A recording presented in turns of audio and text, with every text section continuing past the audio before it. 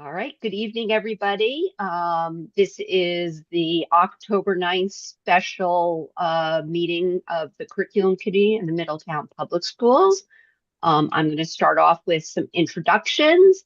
My name is Deborah Gus, and I'm a board member and the chair of the Curriculum Committee. And I will let the other Curriculum Committee members introduce themselves. You want to start, Liz? Sure. I'm Liz Crooks, and I'm a Board of Education member of the Curriculum Committee. I am Adam Hain, also Curriculum Committee board member. Great. And I'll turn it over to you, Colleen, to introduce yourself and your team. Colleen Fitzpatrick, Interim Chief Academic Officer. And go ahead. And I'm Scott Peasley. I'm the Secondary Science and STEAM Department Head. Excellent. Well, I will turn it over to you and to start the agenda. Thank you. So Scott, seeing you're here with us, nice and on time, I'm going to let you start with your presentation. Scott and I were asked to talk a little bit about our plan for the possibility of adding on a Physics C course. So I'm going to turn it over to Scott, who has been working on this request. Thank you. So as you guys are aware, there's been a request for a Physics C, AP Physics C, and we did a fair amount of research into this. I have met with the people who teach physics in the science department multiple times. We've discussed the pros and cons of it. And rather than just coming with a overview of why or why not we should do Physics C, I submitted a request for the new class. And so sort of the goal of this meeting is to present that to the curriculum committee. And if you guys decide that you want to move it forward from there, we can do that. So you can see right here. Also, I know Deb has a copy of this. I shared it with her, but I also made it public to the people at MPSCT. So any of the members, if you have an MPSCT account, you can access this as the actual proposal as well. So AP Physics C is basically AP Physics 1. It's the same course for the most part. Just stay on that initial slide there for a second, please. So it's basically the same course for the most part, with the exception that it is a calculus-based physics. So there is AP Physics 1, which we offer, which is algebra-based physics. And then there's AP Physics C, which is actually 2 courses. So I'm only proposing right now AP Physics C Mechanics. There is another one on electronics and magnetism, and that is typically taken after mechanics. And some schools do offer, I'm just going to be as transparent with you guys as possible, some schools do offer AP Physics C Mechanics Semester 1 and AP Physics C Electrical and Magnetism as the second semester. Now, what that does, and the reason that people like this course, is because of the fact that it can count toward toward your major, right? So I want to kind of pause for a second and explain what that means, because I think there's a little bit of misconception about that. So all of our AP classes a college can choose to count those classes toward college credit, right? But at most universities, you need about 60 credits or so within your major. So when we say that it counts toward your major, it means that a college can choose, it's not guaranteed, but they can choose to count those credits in, let's say, the 60, 80, whatever it is, credits that you need toward your major, right? Now, no one who's taking AP biology is going to show up and say, I want to be a doctor and I want to major in biology. And they're going to say, great, you already took the first bio class for that, because that's not what the bio class is. It's actually the introductory bio class that is offered to most students who are not going to be biology majors, right? So they still have to go and take that class. But what it does do, if the college chooses to accept the credit, is it counts toward their 120 credits toward graduation, right? It doesn't count within their major. AP Physics C counts within the major if the college chooses to accept the credits.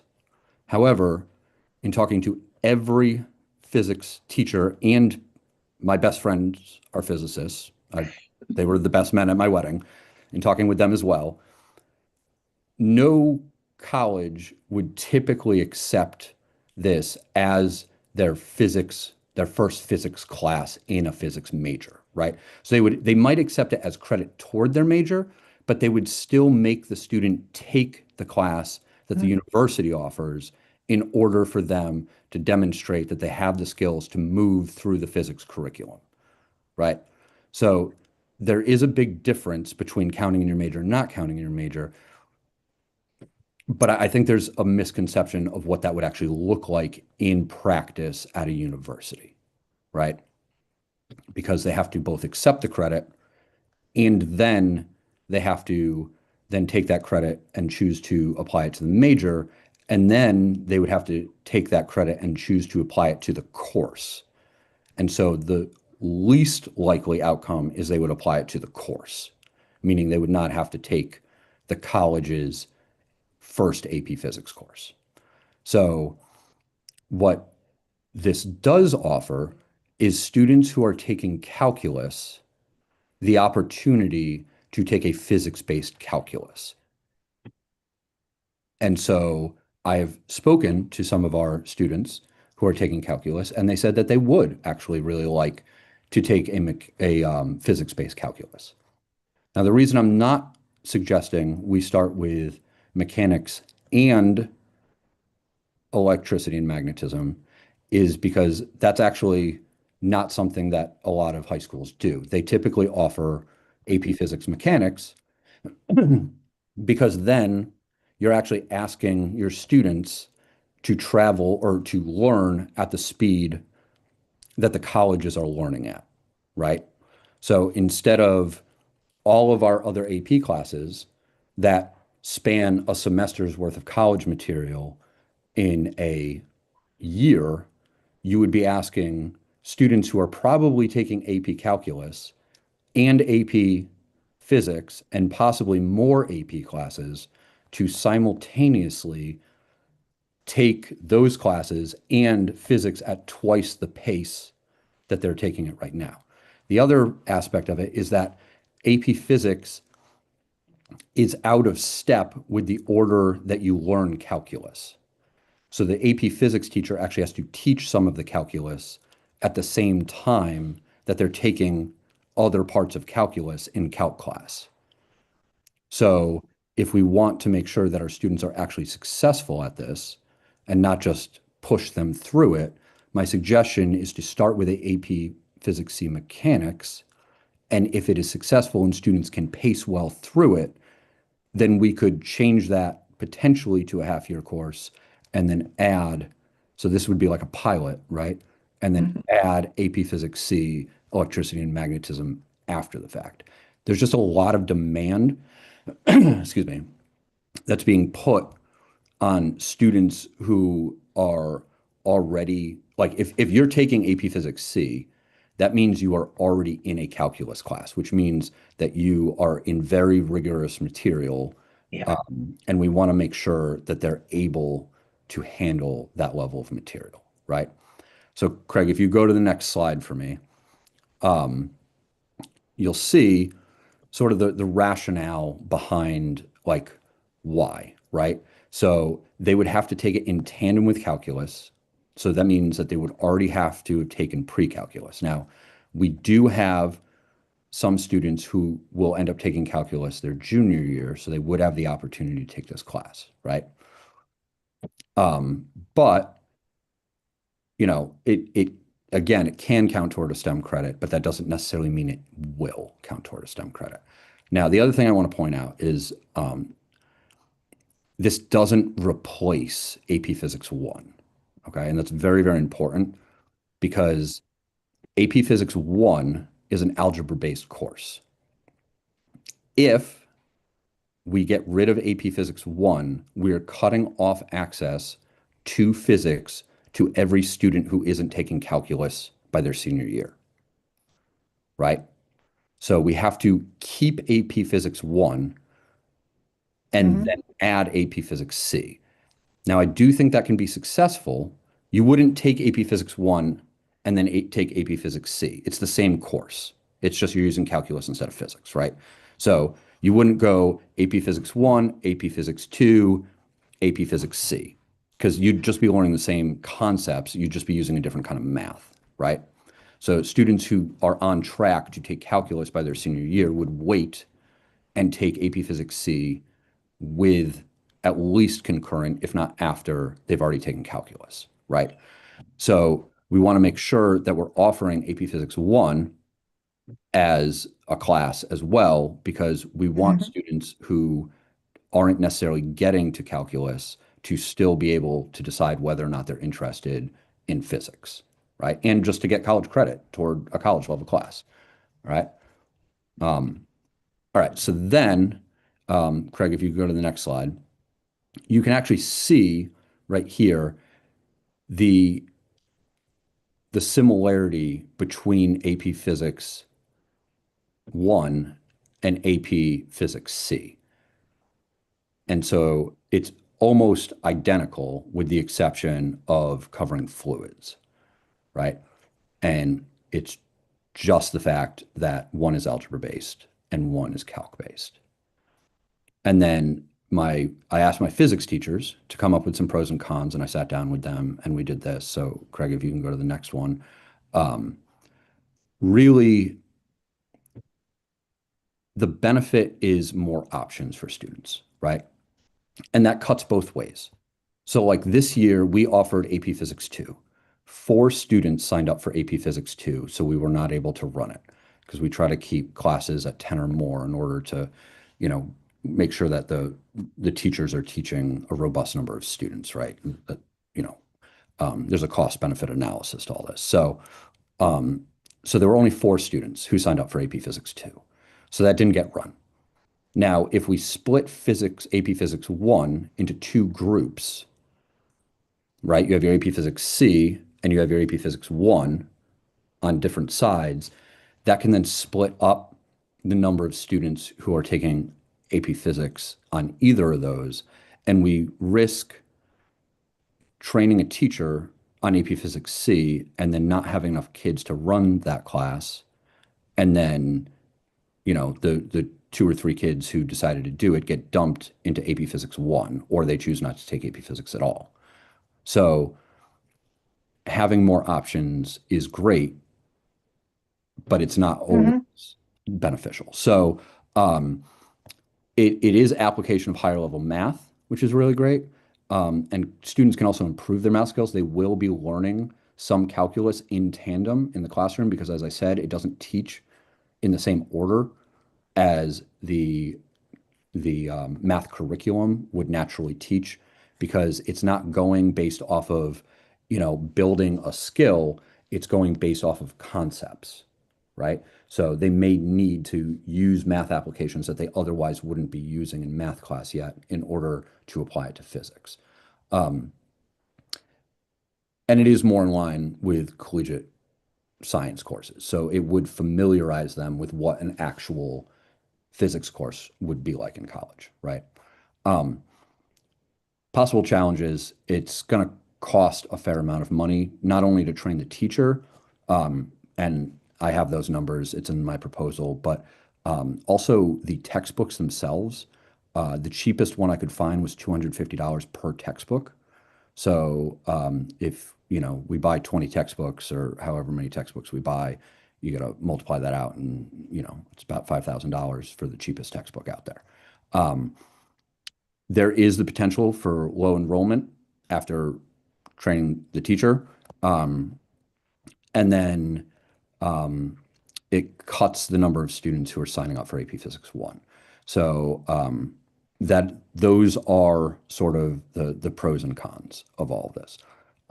It's something that I think is worth looking into. I think it is something that many students could benefit from and may be more interested in doing physics because of the fact that they can use their calculus skills elsewhere. So that's why I'm bringing this to the committee for you guys to look at. I'm trying to be as transparent as possible with you, and then kind of leaving that in your court. Craig, is there another slide with the numbers or no? Is that it? I'm trying to remember. There we go. With the costs? Yeah, so the breakdown of cost is in the proposal. It's Yeah, about I seven- saw it's that. about $7,000 Yeah, in total. yeah. And that's on the conservative side. It depends on what book that we would purchase for it, but basically we have to train the teacher. They have to go to the Summer Institute with AP. There's a cost associated with that. I put last year's cost in. I don't know if it'll be the same this year. I also put in the curriculum hours to pay the teacher because it does happen over the summer. And then I included the cost of the books. So at this point, I'll open it up for questions. Scott, with that proposal that you presented, is that utilizing a staff member that we already have on board with the science department, or would that be an additional hire on top of possible training? So we already have that. Okay, so that is one con that I didn't actually put in here. We do have science teachers who can teach this course. We would not have to hire a science teacher. However, all AP physics classes are double blocks, right? So if we ran, like right now, we're running 2 AP Physics 1 classes, right? They're not super high enrollment, but we had enough kids to run 2 of them. If we ran 2 more AP Physics 1 classes and an AP Physics C class, that would actually reduce the opportunities for students to take other classes because of just the way that limited resources work. So basically, we have 3 physics teachers. They each teach 5 classes. That's 15, but 2 of them are teaching an AP physics class right now. So now really that's 1 class being taught for 2 periods a day, which is a common thing because there's a lot of material and they need, like the kids need more guidance and stuff. So so really there's 13 classes being taught of physics, right? If we ran those 2 AP classes, hypothetically, AP Physics 1, and it could just be 1 at that point, right? Because some of the kids are transferring over to AP Physics C. But if they did that, then what would happen is you would end up with 12 classes. And unfortunately, or actually very fortunately, but in a weird way, not fortunately, one of those teachers is also teaching the anatomy and physiology classes, right? So that teacher would potentially have to like kind of like we'd have to figure that out, right? Like how do we get the kids the AP Physics C plus the AP Physics 1 plus the anatomy and physiology and so on. So unfortunately, you can't just take a science teacher and move them to another field in science because of the way the certifications work. It has to be a physics certified teacher teaching physics. But could the anatomy class be taught by somebody else? Yes, so we could transfer the anatomy class because the teacher is certified in anatomy, or sorry, is certified in biology and physics. And so like right now we're in the process of trying to hire 2 more biology teachers. So that's not an easy pull either at the moment, but hopefully that gets resolved shortly and then it'll be a little bit easier. So other, other than the cost right now,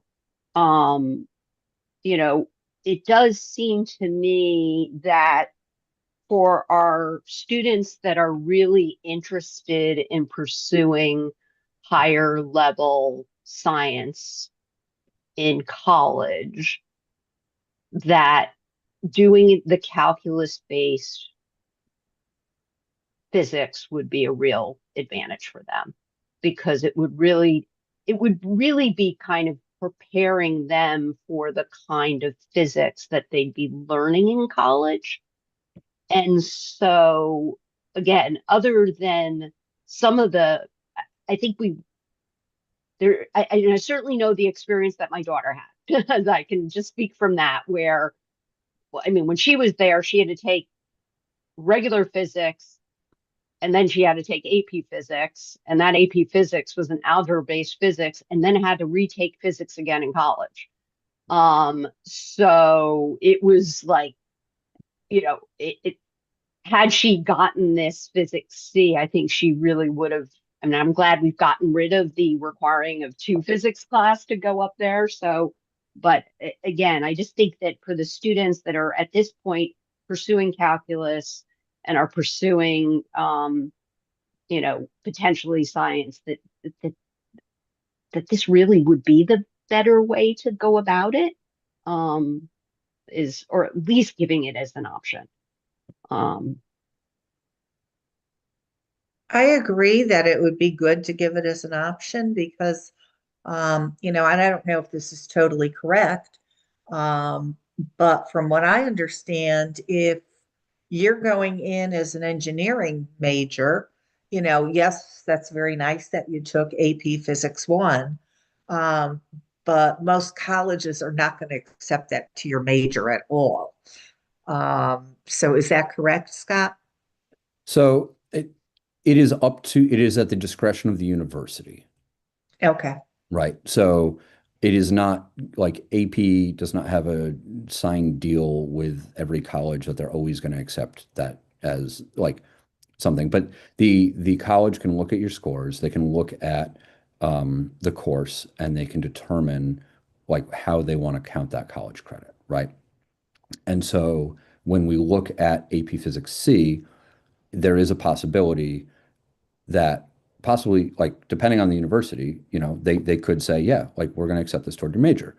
And then they're probably going to turn around and say, but you still have to take our physics class, Yeah. right? That's what I'm hearing from my Yeah. grandson who's going to go into engineering. Yeah. He pretty much figures he's in AP Physics now, and he pretty much figures he's going to take it again when he gets to college. Right. And that's not a bad thing, right? Like, Yeah. I mean, it's bad in the sense that you're paying a lot of money to go to college and now you have to retake a course. But the reality is that college courses do not operate the same way as high school courses. There is a lot less hand-holding in college. And I don't mean that in a negative or positive way. I just mean literally when you are in high school in a science-based AP course, you are there in the presence of the teacher for an hour every day on an A-day, B-day schedule, right? Mhm. And when you go off to college, that is not the case, right? You are in a much more intense environment where you're trying to do this stuff on your own and you're relying on study groups and things like that and staying up. And I know this because, as I said, a lot of my friends were physics majors in college and I've known them ever since. And they would stay up very, very late at night trying to solve one problem that was due in a week. So it is very challenging. And it is something that it bonds that group of students together to try Mhm. to get through that first year of college physics.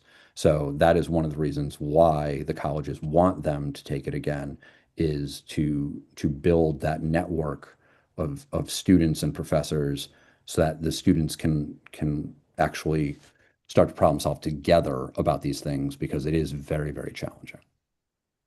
Yeah, Well, I think it's good that they have I some background. yeah, I think that's more is that it kind of is actually leading towards what they might actually be doing in college. But I do think that I do know of at least I do know at Yale and Wesleyan, they're not going to take this as a AP. You're going to have to take physics again, just like you have to take biology again if you're going to be a bio major. You can't use your AP bio to skip over bio if you're going to be a bio major in college. It's just they build off of those things. But again, I think if we're talking about the group of students who are interested in calculus and interested in higher level math and science, that I think it's a disservice not to offer this if we can, is my view. Well, and my hope would be that, it wouldn't be two AP Physics 1 and an AP Physics C, that there would be enough kids that were doing calculus that would want the C, and it would be, a split. Yeah, Hopefully, but you I think never that's know. probably true. I think one of the results of that may be a drop in our AP Physics 1 scores, just as a heads up. Okay. Because of the fact that we're taking all the kids who are already accelerated at math and putting them in a different physics course. I'm not saying that, again, that's not a That's not a judgment. bad thing. It's not bad. It's not one way or another, but I just want the board to be aware that when we transition those kids to a different course, we did very well on the AP Physics 1 this year. And so just looking at that from a different perspective, that when we move these kids, it's going to be a more challenging course for them, which is good. That's good for them. And then the AP Physics 1, where students haven't taken calculus, that is a challenging course for them, and that's good too. Understandable. Yep. And I do think that it's a good idea to keep the Physics 1 option for students. And again, maybe they didn't think they'd be interested in physics. I mean, I think you'd probably want to still encourage students to do it and give them that option. And maybe they'll, something about Physics 1 will pique their interest into then going into higher level math and higher level science at some point. So I don't think it precludes that. And ultimately, if they don't get the AP score, they don't get the AP score. That's okay. It's about exposure, I think. Adam, do you have any questions? No, I'm all set. Do you think it's a good, I mean, again, as a committee, do you think this is worth putting forward to the board? Well, I guess my one thought is, I mean, students will be made aware of the differences and what's going to benefit them in the future. I guess, will they know that colleges may not accept this as college credit? Kind of going forward in that.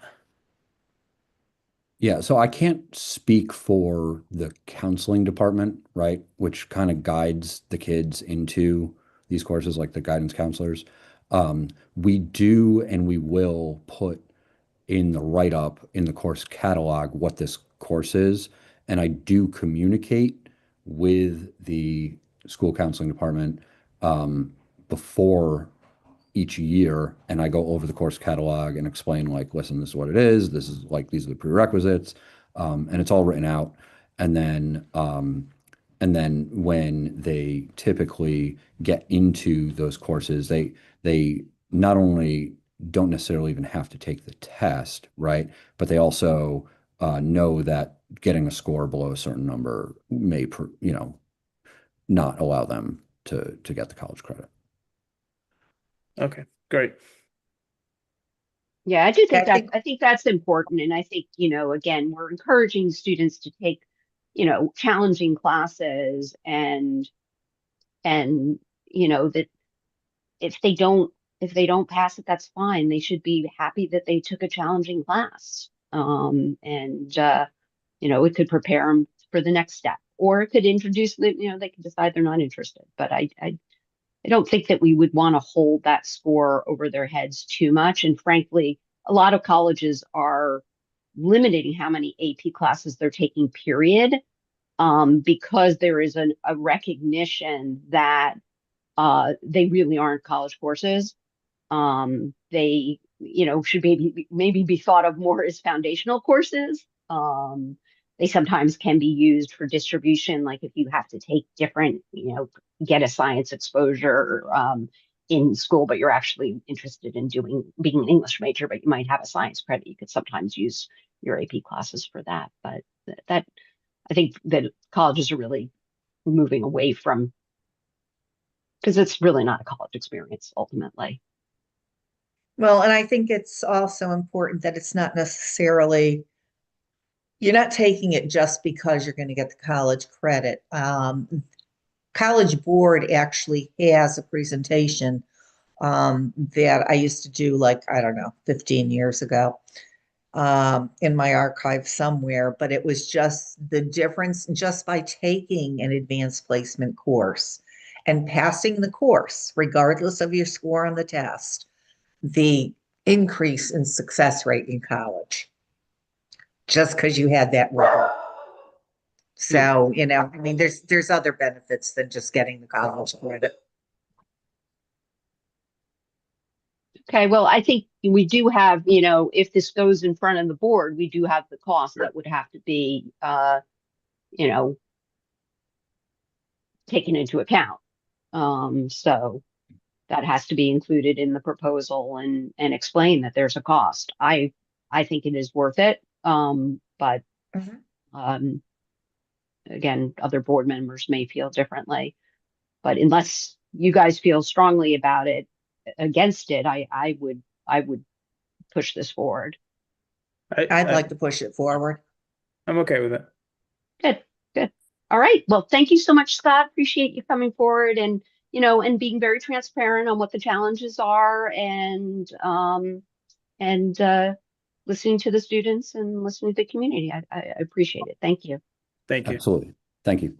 Yeah, thank you. Thank you, Scott. All right. And our next topic. Is talking about options for our students at the high school. We had the opportunity to meet with Kieran Shippey, who presented us with some information on the Army JROTC programming that he currently teaches in another district. And he thought that perhaps Middletown would be interested in hearing more about the program. One of the reasons why is because he actually supports our soccer team. And he is very familiar with our visions, our goals, and our portrait of a global citizen.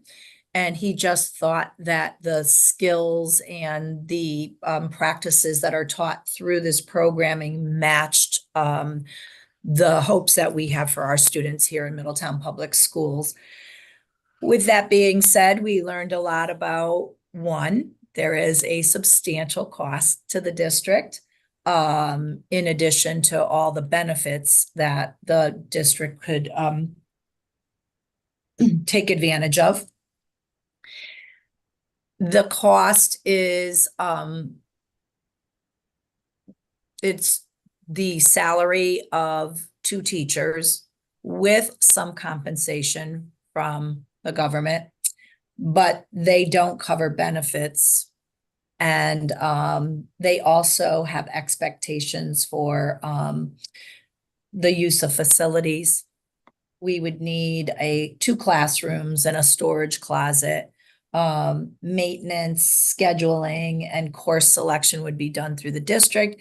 And then once these 2 teachers are hired, they become our employees. So great benefits to the students with the program, and also the federal contributions are wonderful, but we have to fill out an application, and the application process is one that is quite stringent.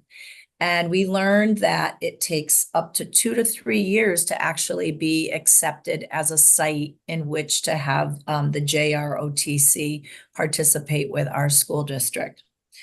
But with that being said, the committee that we brought together that included Liz Crooks. So Liz, you can also speak to this when I'm done.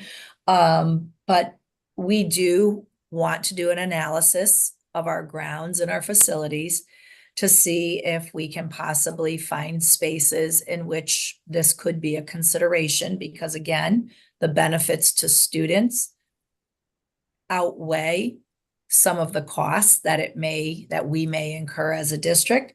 So that is going to be our first step.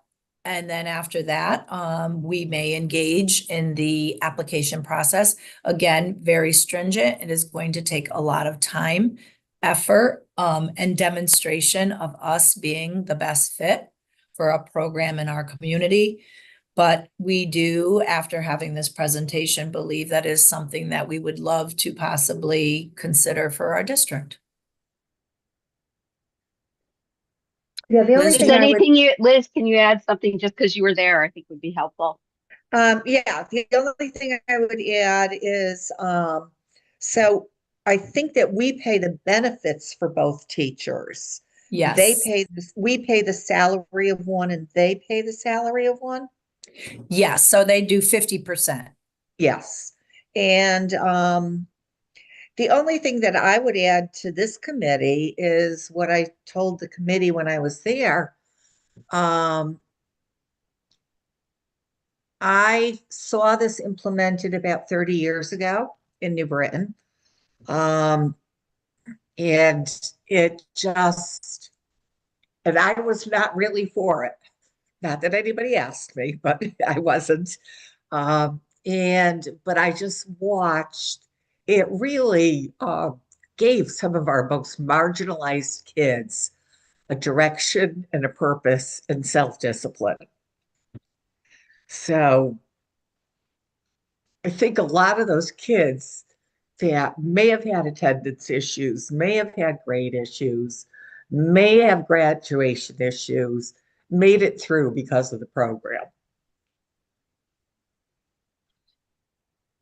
And I do want to add that Kieran told us that this is not a program that is encouraging, maybe through practice and through participation, yes, but it is not about sending our students off into another branch of the Army or the Navy or whatever it be, but it's truly about helping our students develop skills that will help them become good citizens. Mhm. And I did want to just share a couple benefits to our district was that there is funding for they do robotics and drones through this programming, and that would actually enhance the program that we already have in our district. So he did say it wouldn't be something that would take away from the existing program, but instead we could use the materials or the equipment that they provide to help us improve what we already have. Additionally, the students can get humanities credits through their participation in the program. They have community service that's built into it. And then, of course, there's the science and the math that is a huge part of the program. So kind of supports the conversation that we just had with Scott and our programming that already exists there. There's fitness competitions. It would be an elective. So we thought it was an after-school program, but it would actually take place during the school day, and students would take these courses as an elective. And that's where our guidance counselors would support them in making those decisions as to whether it was a best fit for them or not. So again, lots of benefits to both our district and our students. But there is a lot of work that we need to do after hearing more about it and moving toward that application process. The only other thing I would add is that he also really stressed the fact that it really is building leadership skills in these kids. That's a big focus of the program. Mm-hmm. So Colleen, I don't know if this came up. One, how many students would it, if you're going to have two teachers, you'd want to have a kind of expectation of, numbers of students that would be one interested and or have the ability to be accepted. What's the process for getting students into it? Do they have to apply to it? How many students would it accommodate? That kind of thing in terms of numbers for the cost. Because this is two teachers, that's a lot. So the goal, and Liz, you can correct me if I'm wrong, but my understanding is that the goal is to have 10% of the student population. So for us, that would be about 120 students. They would love to have participate. However, when the program is just starting up, I believe the number was a minimum of 50 students. Okay. And do we have a sense that we could garner that level of interest? Well, that's where our next steps are going to really, that's something that's going to be a part of our next steps. Like, one, as I said, we really want to check our facilities to see, do we have the space available? Because it is, you have to commit to 2 classrooms. You have to commit to a closet, so that all, student uniforms can be placed in those closets and secured. The government does pay for the cleaning, the hemming, or the mending of any uniforms that are given to the students. So that's a plus there. And then we need the outside grounds for them to do some of their practices. They did say they work very closely with the district to make sure that whatever they are offering our students is something that is acceptable in our community. So, for example, they have a rifle course, and I asked the question about a district that is that very much is not necessarily one that promotes the use of guns, and what would that look like for our students? And they said that they would respect our policies, and then that course just wouldn't be provided for our students. So it definitely seemed like there's flexibility in what is offered. And again, there's so many opportunities for things that, as Liz said, I think support our programming, enhance our programming, and also offer our students other ways in which to develop themselves into, as Liz said, leaders, good citizens, or set a path for them that maybe the traditional classroom doesn't. Yeah. So I do think that in the next, throughout this remainder of this school year, again, just trying to look at the application, see what it is that we need to fill out on that application that will make us shine as a district that is deserving of a program such as this, are all the steps that between now and the end of the school year we should be taking. And then it's just that 2 to 3 year wait for them to decide if we are the right fit.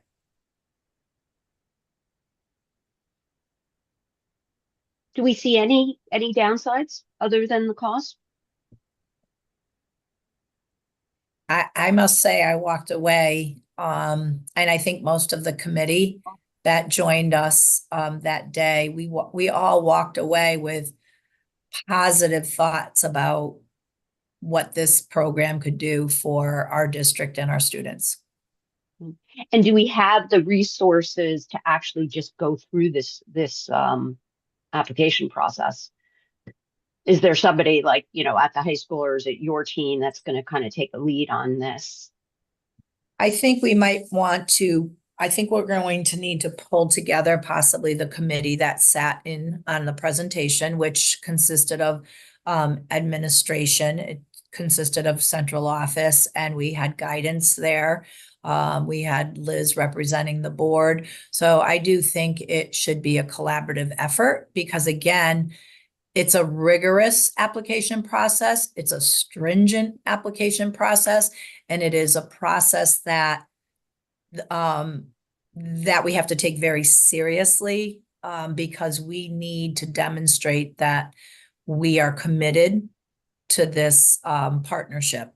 And I think by having more voices and more people involved, because this will require work from all the different members of our committee that I just mentioned, in order for it to be successful, that they should then participate in the process of making sure that we have the best application when we decide to hit send. Great. Adam, do you have any questions or concerns? I mean, I've always heard of JROTC, Junior ROTC. I don't, I know the bullet points, leadership, that we do all this, but what does like a class look like? It is during the school day and they do drills outside. What does it look like? I Well- can only, I can speak a tiny bit to that because it was in New Britain. You know, your class could focus on civics, it could focus on history, it could focus on science. And then I think the reason for two teachers, and I may be totally wrong in this, but at least what I observed is that, you know, sometimes it takes both of them to split the class. Sometimes it takes both of them to go and then take them outside and do some drills or physical fitness. So it really does cover a lot of different areas. Okay, yeah. And I know one thing with the class with leadership is by the time you get to be a junior or senior, they have you teaching the cadets. That is phenomenal. That's great.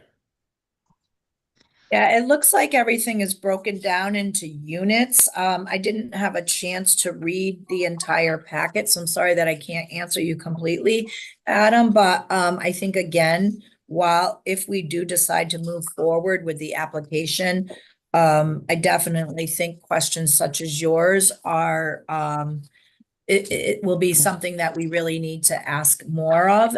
So again, we can determine or be as knowledgeable as possible to support our students in making best decisions. And just so you know that there is parent permission that would be required for students to participate in the program. Certainly. You had mentioned like the rifle aspect of it. Would that go against us in the application? I do Even not though- believe so. He did not make it sound like that when I asked that question. Liz, I don't know if you know anything more than I do, but he said absolutely not. We try to make sure that, as I said, that we work with the school district and we follow policies to the best of our ability. So Liz, I'm Yeah, not no, sure. I agree. That's what he said. Mhm. Which was very, because when I was first looking through the packet, that was of concern to me, especially because how strict we are with that policy. You know, right down to our earliest grades. We don't make jokes about the use of weapons. So when I saw that as a possible activity that students would engage in, I made sure I asked that question. And he said, nope, then we just don't do it. Is it? I think he said most of that was in the South. Right. Yes, he did. Yes. Just I don't know if this came up. Is the activity actually like target practice or is it he didn't get into that?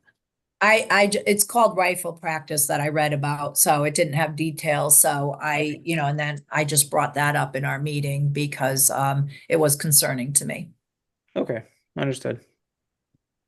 Well, I think, Colleen, I think this sounds great. I think that actually, you have some work to do on your end and probably, even before you came, back to the full board, if we were going to do the application process, I do think it would be a good idea to bring it to the full board. But I think there's still some homework that needs to be done to like get a sense of whether it's even doable and then getting all the numbers so people understand what they'd be committing to if we go through the application process. So Absolutely. And I would most likely have Kieran come and speak on behalf of the program because of, his extensive knowledge as well.